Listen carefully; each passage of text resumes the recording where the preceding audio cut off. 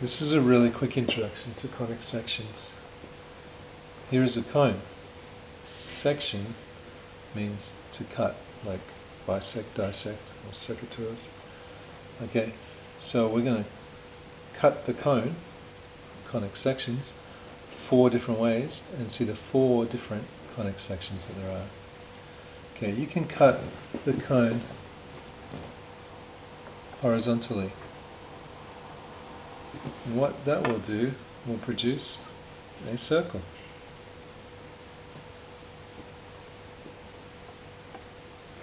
You can cut the cone on an angle that's more than horizontal but less than the slope of the side.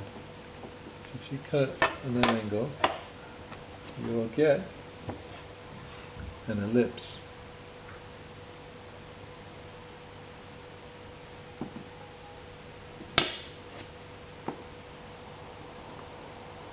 If you cut the cone vertically,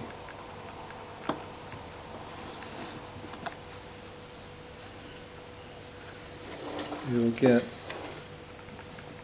a hyperbola, or you get half a hyperbola actually. And if you cut the cone on an angle parallel to the slope of the side, you will end up with a parabola.